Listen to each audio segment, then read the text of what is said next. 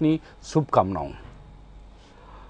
લાલ કિલ્લા ઉપરથી વડાપ્રધાન નરેન્દ્રભાઈ મોદીએ આજે પ્રવચન કર્યું ત્યારે ઘણી બધી બાબતો દર્શકોએ, દેશની જનતાએ બહુ જ બારીકાઈથી તેનું ઓબ્ઝર્વેશન કર્યું।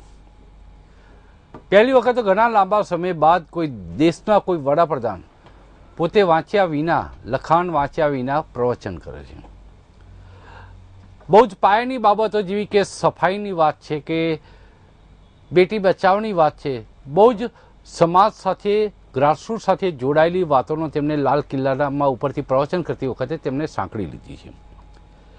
પરંતુ દરેક લેખાજોખા પ્રવચનના એનાલિસિસના દરેક પોતપોતાની રીતે કરતા હોય છે, અને આ લેખાજોખા માટે અને એનું એનાલિસિસ માટે આજે આપણા 0 ઓવર કાર્યક્રમમાં સુનિલભાઈ ઓઝા, ભારતીય જનતા પાર્ટીના વરિષ્ઠ આગેવાન ઉપસ્થિત છે, અને સાથે કોંગ્રેસના પ્રવક્તા જયરાજસિંહજી પરમાર પણ ઉપસ્થિત છે। જયરાજસિંહજી વડાપ્રધાને જ્યારે પ્રવચનની શરૂઆત કરી ત્યારે તેમણે બહુ ખાસ કીધું કે રાજનીતિને ના ત્રાજવામાં આ મારી વાતને તોલવામાં ન આવે। આ રાજનીતિનો મંચ નથી, પણ રાષ્ટ્રનીતિનો મંચ છે। એક સાથે ચાલવું, દેશના બધાએ એક સાથે વિચારવું, રાષ્ટ્રને આગળ લઈ જવું, એ માટે પ્રતિબદ્ધતા વ્યક્ત કરવી છે। બહુમતી નહીં, પરંતુ સહમતિથી અમે નિર્ણયો લેવા માંગીએ છીએ, આ વાત કરી। આપ કઈ રીતે મૂલો છો આ વાતને? સામાન્ય રીતે આજે ઘણા વર્ષો પછી જ્યારથી નરેન્દ્રભાઈ મુખ્યમંત્રી બન્યા હતા ત્યારથી લઈને આજ સુધી, એટલે આ છેલ્લા 60 દિવસ વડાપ્રધાનને એમને વાત કરીએ તો પ્રથમ વખત એવું થયું કે એમને મંચનો ઉપયોગ રાજકીય ન કર્યો હોય, અથવા તો એક રાજનેતાને અથવા તો જવાબદાર વ્યક્તિ વડાપ્રધાન તરીકે જે ભાષણ હોવું જોઈએ એવું ભાષણ આજે લાગ્યું।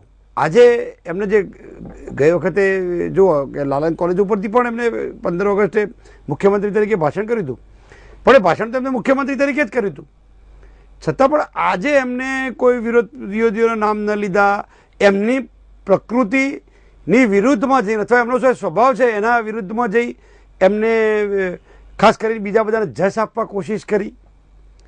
એમને અગાઉની સરકારો, અગાઉના વડાપ્રધાનો, બીજા બધા જેટલા લોકોએ બી સંસદમાં ચૂંટાઈને આવ્યા હોય તમામ લોકોને જશ આપવા કોશિશ કરી છે। એટલે સ્વાભાવિક રીતે આજનું જે એમનું પ્રવચન હતું એ એમનું જે રોજની પ્રકૃતિ છે એના કરતાં થોડું જુદું હોય એવું લાગ્યું।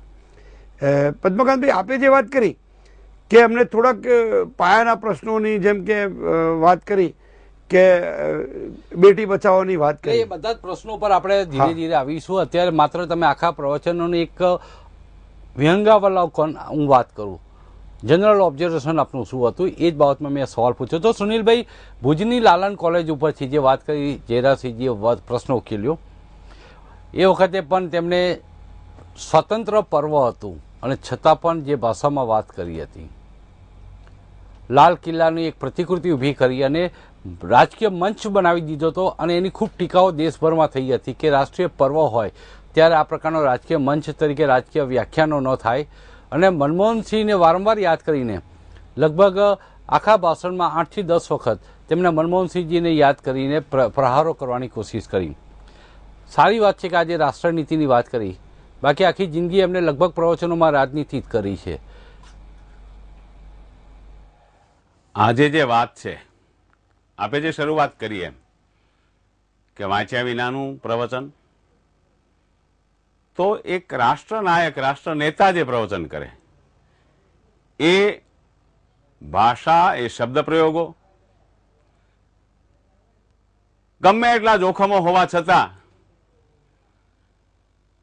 સમગ્ર દેશને સંબોધન કરતા હોય લાલ કિલ્લા ઉપરથી જ્યારે 15મી ઓગસ્ટે આ દેશ આઝાદ થયો પછી, એ બધા જોખમોને મારી હટાવીને બુલેટ પ્રૂફ બોક્સની બહાર રહીને ભાષણ કર્યું। આ દેશના રાષ્ટ્રીય અને રાજનેતાઓમાં સૌથી વધારે જોખમ જેની ઉપર છે એ આ દેશનો નાગરિક એ કઈ ભય રહિત માનસિકતામાં જીવવો જોઈએ એની શરૂઆત જાણે દેખાડી। એક, અને દેશને ફરી, મને આજે હું કહું તો એ અતિશયોક્તિ નથી, હું જયરાજસિંહનો આભાર માનીશ કે આજે રાષ્ટ્રનેતાને છાજે એવું રાજનીતિની બહારનું આ પ્રવચન હતું। ત્યારે કેટલીક વાતો એ કેટલીક વાતો મને લાલ બહાદુર શાસ્ત્રીની યાદ અપાવે, પૂર્વ પ્રધાનમંત્રી સ્વર્ગીય, કે જેમના કહેવાથી લોકો ચોખા ખાવાના છોડી દે, સોમવારે એક ટંક ખાવાનું નક્કી કરે સમગ્ર દેશની જનતા, એમ કેટલાક વિચારોમાં બદલાવ કે ભાઈ ડોક્ટરોને કીધું કે તમારી આવકના સાધનો ઘણા છે, તમે આ ટેસ્ટ ભ્રૂણ ટેસ્ટ કરીને એમાંથી આવક ના લો. એમણે લોકોને કીધું, માતા પિતાને કીધું, વાલીઓને કીધું કે તમે બેટીને તો પૂછો છો પણ બેટાને પૂછો ક્યાં જાય છે. આ દેશમાં આતંકવાદી થાય છે, કોઈ બળાત્કારી થાય છે, કોઈ ગુનેગાર થાય છે, અને વધારે કદાચ પુરુષો છે તો એને પણ મા બાપ છે, એના પણ એની ઉંમરમાં એ બહાર જતો હોય ત્યારે તમે એને ટોકો, એને રોકો, એને સંસ્કાર આપવાનો પ્રયત્ન કરો. આ જે નવી વાત આખી, આવી ઘણી વાતો કરી આજમાં, પણ એક પણ બાબત છોડીશું નહીં ચર્ચામાં. સુનિલભાઈ, એ જ વાત હું જેરાસિંહજીને પૂછું છું કે બેટીઓ છે નહીં બેટો છે બી સવાલ પૂછે મા બાપ. એટલે ભ્રૂણ હત્યાની જે વાત કરી, સુનિલભાઈએ પણ વાત કરી, ગુજરાતમાં બેટી બચાવો માટેની ઝુંબેશ પણ તેમણે સરકારમાં રહીને સરકાર દ્વારા સામાજિક સંગઠનોને જોડે સાંકળીને શરૂ કરી હતી. એ જ વાત આજે લાલ કિલ્લા ઉપરથી કરી. એટલે ગુજરાત તો આ બાબતથી અપરિચિત નથી, આ બધી પ્રશ્નોથી, બેટી બચાવો ઝુંબેશને બધાથી. એ જ વાત લાલ કિલ્લામાં સમગ્ર દેશને કરી. બેટીઓ છે નહીં બેટો છે બી પૂછો, આ વાત કરી. શું પ્રતિક્રિયા છે આ વાક્ય અંગે? કેમ કે એક સહજ રીતે એક ચિંતા વ્યક્ત કરી છે સમાજ માટે. આમાં કઈ પદ્માકાંતભાઈ, આમાં કઈ મને તો નવું બિલકુલ લાગ્યું નથી. એકચ્યુઅલી આ બેટી બચાવો ઝુંબેશ નથી, હકીકતમાં આ પેટી બચાવો ઝુંબેશ છે. પેટી એટલે મતપેટી. બેટી બચાવો ઝુંબેશના નામે મહિલાઓની મિટિંગો કરવી, મહિલાઓના સંગઠનની મિટિંગો કરવી અને પછી પોતાનો રાજકીય એજન્ડા એમના માનસપટ ઉપર થોપવો, આ બેટી બચાવો ઝુંબેશ છે. એટલે વાસ્તવમાં બેટી બચાવો નથી, પેટી બચાવો છે. અને એ હું એટલા માટે આક્ષેપ કરું છું કે તમે પરિણામ શું મેળવ્યું છે.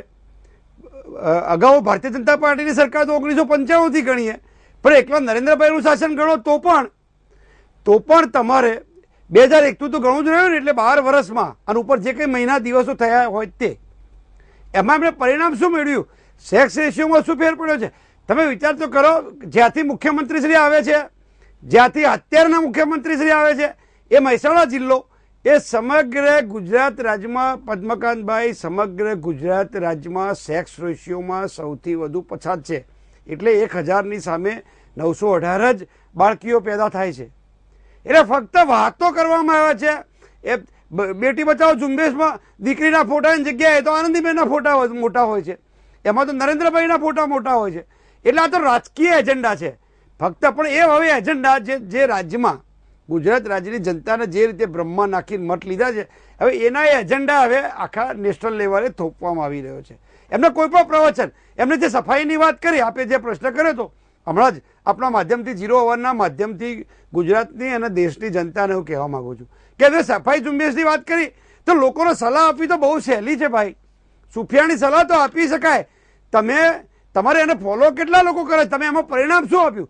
તમે અમદાવાદથી લઈ, એટલે કે અમદાવાદ એટલે પૂર્વ વિભાગ, ત્યાંથી પશ્ચિમથી ચાલુ કરીને છેક તમે દ્વારકા સુધી, અને આ બાજુ તમે છેક પાલનપુર કે પાથાવાડાથી લઈ અને છેક ઉમરગાંવ સુધી, એટલે ગુજરાતના બંને આયામો સુધી તમે ક્યાંય રોડ ઉપર, નેશનલ હાઈવે ઉપર, તમે સ્ટેટ હાઈવે ઉપર, ઇન્ટરનલ રોડ ઉપર એક પણ જગ્યાએ જાઓ, તમને સરકારી શૌચાલય જોવા મળે તો જાહેર જીવન મારા આજે પણ છોડવાની તૈયારી છે. પદ્મકાંતભાઈ, એક વખત બતાવો. એ શૌચાલયની હું નમન કરીશ, એના પગથિયા ઉપર શ્રીફળ વધેરીશ અને એને વંદન કરીશ જો એક પણ શૌચાલય મને જોવા મળે તો. ખાલી વાતો કરવાની, લોકોને મૂર્ખા બનાવવાના. દેવાલયની શૌચાલયની જરૂર છે. સારા સારા કોકના લખેલા સૂત્રો આપવાના, દર વખતે એકના એક નવા સૂત્રો લાવવાના અને એને પેશ કરવાના. એટલે લોકો તો લાગે કે હા બહુ ઇન્ટેલિજન્ટ છે. તમે આ અમે સ્કૂલમાં હતા ને, સ્કૂલમાં અમે NSSના કાર્યક્રમોમાં જતા હતા. અમે પ્રાથમિક શાળામાં હતા ને, એટલે પ્રાથમિક શાળાનો જે મુખ્ય શિક્ષક હોય ને, એ મુખ્ય શિક્ષકનું આ ફંક્શન છે કે સફાઈ કરો, નખ કાપીને લાવ્યા છો કેમ, માથાના વાળ કાપેલા છે કે કેમ. હવે વડાપ્રધાન કક્ષાની વ્યક્તિ જે પોતે શું ડિલિવર કરવા માગે છે, 5 વર્ષનો રોડમેપ શું છે, 5 વર્ષમાં આપણી કેટલી કમજોરીઓ રહી. તમે વિચાર કરો કે મનમોહનસિંહજી જેવી વડાપ્રધાન જેવી વ્યક્તિઓ કોંગ્રેસના શાસનમાં, રાજીવ ગાંધી બોલ્યા હતા બહુ ઓનેસ્ટલી, નિખાલસતાપૂર્વક વડાપ્રધાને સ્વીકારેલું, દંભમાં નહીં, હિપોક્રેટ થઈને નહીં, સ્પષ્ટ કીધેલું કે ભારત સરકારના જે પૈસા જાય છે એ નીચે આટલા પૈસા ખવાઈ જાય છે અને 15 પૈસા સુધી પહોંચે છે, આવું રાજીવ ગાંધી કહ્યું હતું. એનો મતલબ એવો નહીં કે બધે કોંગ્રેસની સરકારો હતી, કોઈ જગ્યાએ ભારતીય જનતા પાર્ટીની સરકાર હોય, કેટલીક જગ્યાએ સ્થાનિક બીજા પક્ષોની પણ સરકારો હતી, છતાં રાજીવજી સ્વીકાર્યું હતું. એટલે વડાપ્રધાન હર હંમેશ રાષ્ટ્રીય તહેવારોએ પોતાની સાચી વાત કરતા હોય છે. તમે જુઓ, એમને સફાઈ ઝુંબેશની વાત કરીએ તો પ્રાથમિક શાળાના આચાર્ય જે કહે અથવા મુખ્ય શિક્ષકને કહેવાનું છે, એ સફાઈ ઝુંબેશ ગામડાની અંદર NSSમાં કોંગ્રેસના શાસનમાં 50 વર્ષથી ભણાવવામાં આવે છે, એના મુખ્ય પ્રોગ્રામમાં જ છે. એટલે એવું કંઈ નવી વાત જે તમને નવાઈ લાગે એવી વાત તમારી હોવી જોઈએ કે તમારે એજન્ડા હતો, તમે એજન્ડા થોપવાનો હતો કે ભાઈ મારે એમને સાહેબ કહેવાનું એ હતું કે મારે હજુ એક પછી એક ઘણા બધા મુદ્દા ઉપર આવીશું, આપણે ઘણા બધા મુદ્દા ઉપર આવીશું. એક પછી એક મુદ્દા ઉપર સુનિલભાઈની પેશન્સ પણ ઘટી ગઈ છે, પરંતુ સવાલ પૂછવાનો મારો અબાધિત અધિકાર છે. હું આપને સવાલ પૂછું, પછી આપ જવાબ આપશો. જયરાજસિંહજી જે બોલી ગયા છે એનો એ પણ આપણે જાણીએ છીએ, પરંતુ પેશી મૂળ મુદ્દા ઉપર આવ્યા. એમને વાત કરી કે હું રાજકીય જીવન છોડી દેવા તૈયાર છું. ભાજપે તો પ્રતિજ્ઞા લીધી છે કે કોંગ્રેસ મુક્ત દેશ બનાવવો છે, એટલે આપે તો એ પ્રતિજ્ઞા લીધી છે. ગુજરાતમાં જે ભાષણો દરમિયાન જયરાજસિંહની પ્રતિજ્ઞા પૂરી થાય એવું સરકારી શૌચાલય બધા રોડ ઉપર આવતું હોય એવું ઉમરગાંવ થી છે, અંબાજી થી ઉમરગાંવ સુધી. સુનિલભાઈ, ગુજરાતમાં જોવા મળ્યું જાહેર જીવન આજે પણ છોડવા તૈયાર છું સાહેબ. આમાં યુપીએ સરકારની નીતિઓને આગળ વધારવા સિવાય કોઈ આગળ કોઈ વાત નવી કરવામાં આવી નથી એવું કોંગ્રેસ હંમેશા કહેતી આવી છે. કેમ કે નિર્મળ ભારત તો તમે સ્વચ્છ ભારતની વાત લઈને આવ્યા, બેટી બચાવની ગુજરાતમાં રેકર્ડ વગાડી, હવે દિલ્હીમાં જઈને વગાડી. તમે મેડ ઇન ગુજરાતની વાત ગુજરાતમાં કરતા હતા, હવે દિલ્હીમાં જઈને મેક ઇન ઇન્ડિયા એની વાત કરી. પરંતુ આપણે જે કરણી ને કથણીમાં ક્યાંક તફાવત નથી એવું નથી લાગતું આપને કે ગોળ ખાવાની નહીં ખાવાની સલાહ સંત ત્યારે જ આપી કે પોતે ગોળ છોડી દીધો, પરંતુ અહીં ક્યાંક કરણી ને કથણીમાં, કારણ કે સ્વદેશીની વાતો કરનારા બધા જ વિદેશી ચીજો એટલી ભરમાર ઉપયોગ કરે છે. સાહેબ એ વાત મારો મુદ્દો શું કામ? એટલે સુનિલભાઈ આપનું શું કેવું છે આ આક્ષેપ અંગે, કોંગ્રેસના આક્ષેપ અંગે? પછી આપ બોલજો. પહેલી વાત તો જયરાજસિંહ ઝડપથી કોંગ્રેસ મુક્ત સરકાર બનાવવામાં, ભારત બનાવવામાં મદદરૂપ થાય એ માટે એને અભિનંદન આપવું આવ્યો જે વાત કરી છે. પરંતુ તો પછી કોંગ્રેસે એટલા વર્ષ સુધી મહાત્મા ગાંધી આ દેશમાં સ્વતંત્રતા લાવવા માટે સૌથી મોટી ક્રેડિટ, યશ આજ સુધી કોંગ્રેસ સહિત બધા પક્ષો જેમને આપે છે, એવા મહાત્મા ગાંધીજીએ એના સમગ્ર આશ્રમ જીવન, એના સત્યાગ્રહો, એના તમામ કાર્યક્રમોમાં પ્રાયોરિટી આપી સફાઈને. એનો અર્થ તો પછી શું કોંગ્રેસના મિત્ર કહેવા માંગે છે કે એનો અર્થ મહાત્મા ગાંધીજી બરાબર નહોતા, એમને ખોટા ઠેરવવા માંગે છે? મહાત્મા ગાંધી ક્યાં આવ્યા સાહેબ? અને નહીં, એક મિનિટ, હું એક અક્ષર નથી બોલ્યો જયરાજસિંહજી, આપ પૂરું કર્યું ત્યાં સુધી એક અક્ષર નથી બોલ્યો. નહીં બોલું, ચિંતા ના. તો મહાત્મા ગાંધીજીની એમણે જ ઇન્દિરા રસ્તા ઉપર જે જવા માંગે, અને તમે આ અંબાજીથી ઉમરગામની વાત કરો છો. ગુજરાતની શાળાઓમાં મેં જોયેલું છે, ગુજરાતની શાળાઓમાં બાળકોને બેસવાના ઓરડા નહોતા કોંગ્રેસના શાસનમાં.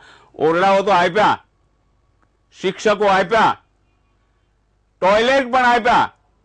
હું ફરી કહીશ કે આજના પ્રવચનમાં હજી આગળ જોવો, વડાપ્રધાન શ્રીએ, મોદીજીએ એવું કહ્યું છે કે ટોયલેટ દેશની દરેક શાળામાં સ્ત્રી ગર્લ્સ માટે અલગ બને, બાળાઓ માટે અલગ ટોયલેટ બનશે આ દેશમાં 5 વર્ષમાં. આ તો પ્રતિજ્ઞા છે મોટી કે બાળાઓને આના કારણે શાળા છોડવી પડે છે, આ ન છોડવી પડે. અને સમગ્ર દેશને જો વાંધો ના હોય તો નહીં, એક પૂછશે, તમને પૂછશે. સમગ્ર દેશને સફાઈ એક સૌથી મોટો વિષય છે. અને ગાંધીજીના જન્મદિવસ આવતા 2019માં 150 વર્ષ થઈ રહ્યા છે. 2 ઓક્ટોબરથી જે ઝુંબેશનો પ્રારંભ થાય છે આ દેશમાં, આપણે પણ સમગ્ર શરીરથી માંડીને સમાજ જીવન, એમાં સ્વચ્છતા અને સફાઈ પહેલા જરૂરી છે, પછી તો ટ્રીટમેન્ટ આવે છે. અને આ દેશને આ સૌથી અગત્યના વિષય ઉપર જેને ગાંધીજીએ રાહ ચીંધ્યો છે, આટલા વર્ષ પછી પણ કોંગ્રેસે આ કરવાનું બાકી રાખ્યું છે. ઓરડા નહોતા આપ્યા, સારો વરસાદ પડે તો રજા મળતી હતી, હવે ત્યાં ઓરડાઓ, પંખા, બેન્ચો, ટોયલેટ અને બહેનો માટેના, દીકરીઓ માટેના ટોયલેટ બને. આ વાતને તમે આ રીતે બોલવો છો? અંબાજીથી ઉમરગામ સફાઈની વાત, નવી વાત પદ્મકાંતજી કેટલી કરી છે. ડિજિટલ ટેકનોલોજી એના ઉપર જે ભાર મૂક્યો છે. इंडिया मेक इन इंडिया ની વાત આપણે સુનિલભાઈ મુદ્દો મેક ઇન ઇન્ડિયા साहब हम उसको ख्याल रखेंगे, इस पर ભાર મૂક્યો, આની ઉપર આમ કર્યું, આની ઉપર આમ. આયામ શું એમને જે વાત કરી સાહેબ, મારી વાત પદ્મકાંતભાઈ બરોબર, સુનિલભાઈ તમે બે કાન ખોલીને સાંભળજો, પોલિટિકલ વાત કરીશ. એમને જે ડિજિટલની વાત કરી, મને એટલું કહે કે વડાપ્રધાન તો હમણાં 60 દિવસથી થયા છે, એટલે વડાપ્રધાનમાં 60 દિવસમાં કેમ કર્યું મારો પ્રશ્ન નથી, એટલે ગેરસમજ ન કરો. 60 દિવસમાં હું એનો 60 દિવસનો હિસાબ નથી માગતો, પણ બાકીના અહીંયા ગુજરાતમાં આ ગુજરાતી ભાષામાં ગુજરાતની આ ચેનલ છે, તો એમની મારી એક વાત છે કે પહેલા 2009 થી 2011ની આઈટી પોલિસી એમને બનાવેલી છે. 2011 પછી ગુજરાત રાજ્યએ પોતાનું આઈટી પોલિસી જાહેર કરી છે કે કેમ, એનો મને જવાબ આપો. છેલ્લા 4 વખતથી, એટલે 2011 પછી પદ્મકાંતભાઈ આઈટી પોલિસી પણ આ સરકારે જાહેર કરી નથી, વાત નંબર 1. પછી ઇન્ફોસિટી, તો ઇન્ફોસિટીના નામે કોમર્શિયલ સેન્ટરો થઈ ગયા, પાનના ગલ્લા થઈ ગયા, રેસ્ટોરન્ટો થઈ ગઈ, ત્યાં હેર કટિંગ સલૂન થઈ ગયા, ત્યાં કોઈ ઇન્ફોસિટીની 2-3 ઘણી ગાંઠી કંપનીના નામે પૂરું. પછી દિલ્હીમાં જ ચૂંટણીની સભામાં કહેવામાં આવ્યા કે અહીંયા ગૂગલનું સેન્ટર હોય, ગૂગલનું વડું મથક હોય, પછી માઇક્રોસોફ્ટનું વડું મથક હોવું જોઈએ, આવી મનમોહનસિંહજીને એમને સલાહ આપી હતી. તો મારે પહેલો મુખ્યમંત્રીશ્રીને, જે અત્યારના વડાપ્રધાનશ્રીને પહેલો પ્રશ્ન છે કે તમે આની વિદેશી કંપનીઓની તો વાત જવા દો, તમે દેશી કંપનીઓ જે વિપ્રો, ઇન્ફોસિસ, આનું વડું મથક અમદાવાદમાં લાવો તો ઘણું છે ભાઈ. તમે ક્યાં ડિજિટલાઇઝેશનની વાત કરો છો? મેક ઇન ઇન્ડિયાની જે વાત કરવામાં આવી, મેડ ઇન ગુજરાતની વાત અહીં કરી, મેક ઇન ઇન્ડિયાની વાત ગુજરાતમાં હતા તો મેડ ઇન ગુજરાતની વાત કરવાની. તમે મેડ ઇન ઇન્ડિયાની વાત કરો છો, તમને ભારત માટે એટલું ગૌરવ છે, તો ફેશન ડિઝાઇનર શાના માટે ટ્રોયકોસ્ટા તમે વિદેશી કંપની લાવ્યા? તમે તમારી પીઆર એજન્સી એપકો વર્લ્ડ વાઇડ, જે આખી દુનિયાની મોટામાં મોટી તમારી પીઆર એજન્સી કરે છે, તો એ કેમ વિદેશી છે? તમે જે ગોગલ્સ પહેરો છો, કચ્છના રણમાં પેલા રણોત્સવ વખતે એક મફલર નાખી અને ગોગલ્સ પહેર્યા હતા, એ ગોગલ્સ કઈ કંપનીના હતા? તો કાર્ટિયરના, તે કેવું પડે. હાથે ઘડિયાળ પહેરો છો તો એ કઈ કંપનીનું છે? તો ફક્ત સ્વદેશી જાગરણ મંચની વાતો કરવાની અને પછી બધી જ વસ્તુઓ વિદેશી વાપરવાની. જયરાજસિંહજીભાઈને કહેવું એટલું જ છે ટૂંકમાં સુનિલભાઈ કે કરણી ને કથણીમાં ફેર છે, બસ આટલો જ વાંધો છે. વાત એટલી છે કે જે વ્યક્તિએ આજે પ્રધાનમંત્રી તરીકે જાહેરાત કરી કે બાકી બધાના નામે કાર્યક્રમો થાય,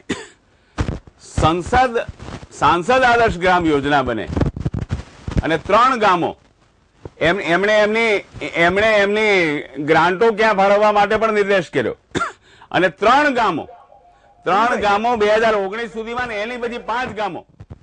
એનો અર્થ કે પ્રત્યેક સાંસદ એના વિસ્તારમાં જયારે કામ કરવાનું શરૂ કરશે, આદર્શ ગામનું નિર્માણ કરવાનું શરૂ કરશે, ત્યારે બાકીના ગામો એનાથી અછાના નહીં રહે, એનાથી છૂપા નહીં રહે. અને એટલે જ જ્યારે ગામડાઓની સંપૂર્ણ સુવિધા, એગ્રીકલ્ચર ઉપર, ખેતી ઉપર સંપૂર્ણ ધ્યાન એના ઉપર જયારે જાય છે, અરે એ ગુજરાતની એ વાત તો કરો તમે કે જેને ગુજરાતની ભૂમિ એના માટે સાયન્ટિસ્ટોને મૂક્યા, દરેક ભૂમિનું પૃથક્કરણ કર્યું છે. આ એગ્રીકલ્ચર પ્રોડક્શન વધ્યું છે, કેટલા ઘણું વધ્યું છે. એ જ લાઈન ઉપર જયારે સમગ્ર દેશમાં જતા હોય, જયારે ગામડાને પ્રાથમિકતા આપીને ત્યાંથી વાતની શરૂઆત કરતા હોય, ત્યારે આ દેશના ગામડા, આવતા દિવસોનું ભાવિ, એ તમને એમના પ્રવચન ઉપરથી બિલકુલ સ્પષ્ટ રીતે નીતરે છે કે આવતા દિવસોમાં આ દેશનું ભાવિ શું હશે, આ દેશના ગામડાઓ અને શહેરોનું ભાવિ શું હશે. આપને એક વાત કહું, એમણે જે ગામડાની વાત કરી એમાં જુઠ્ઠાણા સિવાય કાંઈ નથી. હું જિલ્લા પંચાયતમાં 10 વર્ષ પદાધિકારી તરીકે રહી રહ્યો છું, વિરોધ પક્ષનો નેતા રહ્યો છું અને સાહેબ કારોબારીના ચેરમેન તરીકે રહ્યો છું. આ ફંક્શન એ ગ્રામ વિકાસ એજન્સીનું ફંક્શન છે. આપશ્રી પણ ધારાસભ્યશ્રી રહ્યા છો ગુજરાત વિધાનસભામાં, આપને ધારાસભ્ય તરીકેની ગ્રાન્ટ મળતી હતી એ, અને સાંસદ તરીકેની MP લેડ ગ્રાન્ટ મળે, લોકલ એરિયા ડેવલપમેન્ટ ફંડ. એ ડેવલપમેન્ટ ફંડ કોને ચાલુ કર્યું હતું? એક કોંગ્રેસના શાસનની, કોંગ્રેસની જ દેન છે. અને બીજી વાત કહું કે ગ્રામ વિકાસની વાત કરો છો, ગોકુળ ગ્રામ યોજના કેશુભાઈની લોકપ્રિય યોજના હતી સાહેબ, ભારતીય જનતા પાર્ટીની હતી, પણ પ્રજા માટેની કામ કરવાની જે યોજના હતી એમાં અમે ના નથી પાડતા. એ લોકપ્રિય યોજના હતી, કેમ બંધ કરી? તમે ગોકુળ ગ્રામ યોજના કોકના નામની હતી એટલે તમે સોઇલ ટેસ્ટિંગની વાત કરો છો, તમે કિસાન ક્રેડિટની વાત કરો છો, તમે ખાતું ખોલાવવાની વાત કરો છો. આમાં જૂઠાણા સિવાય કોણ છે શું? તમે ગ્રામીણ વિકાસ, ગામડાની અંદર ગ્રામીણ વિકાસ બેંકો કોને શરૂ કરી ભાઈ? અને તમને ખબર છે વાસ્તવિક સ્થિતિ શું છે ગુજરાતમાં? આખા ગામ કાળી યાદીમાં છે, જેને બ્લેક લિસ્ટ કહેવાય. આખે ગામ બ્લેક લિસ્ટમાં છે, કાળી યાદી જેને કહી શકાય. ગામમાં એના નિયમો પ્રમાણે ગામમાં 2-4 જણા ડિફોલ્ટર થાય, લીધેલી લોન પાછી આપી ન શકે, કદાચ વર્ષ મોડું હોય અને એ પૈસા ભરી ન શકે, તો આખા ગામને બ્લેક લિસ્ટમાં મૂકવામાં આવે છે. તમે રાજ્ય સરકારને એટલું તો પૂછો કે રાજ્ય સરકારે કોઈ દિવસ દરકાર કરી છે? એમને તમે કહો ભારત સરકારે આ ટર્મની પહેલા જ આ ઝીરો વેલ્યુ સાહેબ, ઝીરો વેલ્યુ સાહેબ, ઝીરો વેલ્યુ વાળા ખાતા ખોલવાનું મનમોહનસિંહ સરકાર નિર્ણય કરીને ગઈ છે. રાજ્ય સરકારનું બ્લેકલિસ્ટ નું ક્યાં યાદી ક્યાં બને છે? મને સમજાવો તો ખરા. મેં તો આજ સભ્ય હતો ત્યારે જોઈ નથી ક્યાંય. રાજ્ય સરકારની વાત નહીં કરો, તમે ગેરસમજ ન કરો. અરે સુનિલભાઈ, તમે ગેરસમજ ન કરો, હું બરાબર કહું છું. તમને વાસ્તવિક રીતે નહીં, લાલ કિલ્લા ઉપરથી ભાષણ કરવું સારું લાગે, સુંદર કહેવતો, જોડકણા, સરસ જોડકા બોલીએ તો બહુ સારું લાગે. વાસ્તવિકતાની હું વાત કરું છું, તમને દોષ નથી દેતો ધારાસભ્ય કે સરકારને, પણ વાસ્તવિક રીતે ખેડૂતને કોઈ બેંકમાં ઘૂસવા દેતું નથી સાહેબ. ગ્રામીણ બેંકો સાહેબ આ જનહિતનો પ્રશ્ન છે સાહેબ. આ ભાજપ કોંગ્રેસનો કોઈ આક્ષેપ નથી કરતો સાહેબ. ગુજરાતી જનતા જોઈ રહી છે, એને હાર્ટ ઉપર લાગી આવશે સાહેબ. કોઈ બેંકો, ગ્રામીણ બેંક હોય, દેના બેંક હોય, રાષ્ટ્રીયકૃત બેંકો, એવો સરકાર ગમે તેની હોય, કોંગ્રેસની કે ભાજપની, અમારી જવાબદારી થાય તો પણ અને તમારી થાય તો પણ બેંકો ખેડૂતના ગરીબ માણસને બેંકમાં ઘૂસવા દેતી નથી. એમાં ગેરંટર થવાનું કરો, ગેરંટર થવાનું. એક નાનકડો સવાલ પૂછ્યું છે કે જ્યારે પણ રાજનેતાઓ કોઈ પણ પ્રવચન કરતા હોય ત્યારે મંચ ઉપર એક લાઇટ ડિટેક્ટર રાખવું જોઈએ, જેવું જૂઠું બોલે એવું લાલ લાઇટ થાય. આવી વ્યવસ્થા તમામ ભાજપ ને કોંગ્રેસ બંને માટે હોવી જોઈએ. અને બીજી વાત કે દરેક રાજકારણી પ્રતિજ્ઞા લે કે હું દિવસમાં એક વાર તો પ્રધાનમંત્રી મનમોહનસિંહે જે સહીઓ કરી છે એ ટેલિકોમ રેગ્યુલેટરી ઓથોરિટી કોલમાં જ્યાં સહીઓ કરી છે ત્યાં કોના કહેવાથી સહીઓ કરી છે અને કેના કહેવાથી હજારો અબજો કરોડના એ ભાઈ બધું બહાર આવત. પણ એ સાહેબ લાઇટ ડિટેક્ટર સામે વાંધો શું છે? એ લાઇટ ડિટેક્ટર તો સ્વીકારો, આ રાજકારણ વચ્ચે ના લાવવામાં. આ કોંગ્રેસ ભાજપ નહીં સાહેબ, લાઇટ ડિટેક્ટર શરમ ન કરે. કોંગ્રેસ વાળા જુઠ્ઠું રાષ્ટ્રહિતની વાત કરીએ છીએ આપણે. રાષ્ટ્રહિતમાં લાઇટ ડિટેક્ટર રાખવું જોઈએ. કોઈ રાજનેતા જેવું જુઠ્ઠું બોલ્યો એવું લાલ લાઇટ થવી જાય. અને બીજી વાત